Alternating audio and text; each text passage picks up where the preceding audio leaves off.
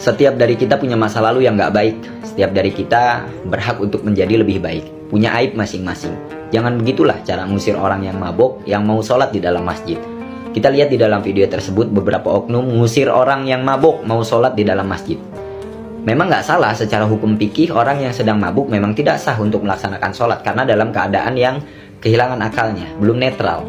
Orang mabuk kalau mau sholat lebih dulu harus mandi tobat, kemudian dia netral. Ketika dia netral baru dia bisa untuk sholat. Persoalan dengan hadis yang 40 hari tidak diterima amal dan lain-lain itu tidak menjadikan gugurnya kewajiban sholat. Wajib tetap hukum sholat pada pelaku maksiat sekalipun seperti kita, seperti saya. Dan kepada oknum yang ada di video tersebut yang sampai nendang, sampai ngusir dan lain-lain berlebihan, kalian berlebihan. Jadi hanya karena jubah dengan peci yang kita gunakan, jangan sampai memandang rendah pada siapapun. Syekh Abdul Qadir Al-Jilani dalam Nasaihul Ibad berkata, "Idza laqita ahadan minan nas, ra'aitul fadla 'alaika wa taqulu asyayakuna indallah khairan minni." Kalau kita bertemu dengan seseorang di jalan, bagaimanapun rupanya, pandanglah orang itu lebih baik daripada kita di hadapan Allah. Kalau kita ketemu orang yang lebih tua, pandanglah dia lebih mulia karena dia lebih dulu hidupnya daripada kita. Jangan seperti itu. Salah satu oknum di daerah Medan mungkin ya. Mudah-mudahan video ini sampai ke dia. Nggak begitu cara dakwah dan nggak begitu cara pengusirannya. Kan bisa dengan secara halus. Tapi kembali lagi, karena video itu kita nggak tahu awalnya. Kalau memang yang mabuk, yang memaksakan diri kemudian harus memain fisik sama orang-orang yang ngusir, ya saya juga nggak bisa menyalahkan sepenuhnya kepada oknum tersebut.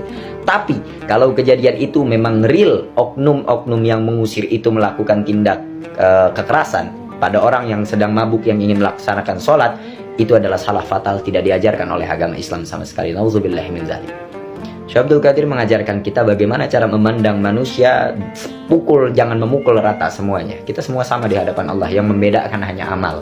Yang mabuk hari ini, mereka punya kesempatan untuk lebih baik. Dan tidak menutup kemungkinan dia akan jauh lebih alim, lebih soleh daripada orang-orang yang mungkin sekarang ngomongin orang yang lagi mabuk, ngomongin orang yang dalam keadaan maksiat. Mereka tidak butuh apa yang kita sampaikan melalui kekerasan. Mereka butuh doa kita. Mereka butuh kita rangkul mereka. Agar apa? Agar Allah tanamkan taufik hidayah di dalam dirinya sehingga dia berubah jauh lebih baik lagi.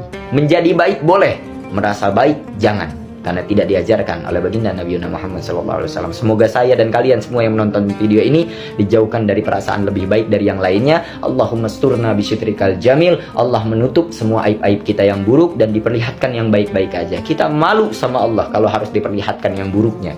Karena kita ini semuanya sama. Selain Nabi tidak ada lagi manusia yang dimaksum dari perbuatan salah dan dosa. Sama semuanya. Tempatnya dosa diri kita. Nggak boleh ada yang dibeda-bedakan. Oh ini pemabuk, ini punya tato, ini pecinah, ini pejudi dan lain-lain. Nggak boleh. Kita semua sama. Hanya yang membedakan ketaatan dan keimanan seseorang.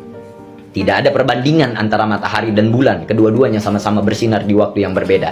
Jangan merasa alim, jangan merasa suci dengan keadaan kita yang mungkin imannya sedang naik. Karena sifatnya iman itu talbis wa yankus, kadang naik, kadang turun. Di saat kita naik, kita sombong. Kita menghina orang yang imannya sedang turun dan sedang mabuk. Mungkin keesokan harinya, orang yang mabuk itu imannya lebih tinggi daripada kita di hadapan Allah. Dia lebih taat, kita malah jadi seperti itu. Na'udzubillah, summa na'udzubillahi min dzalik. Barakallahu fikum.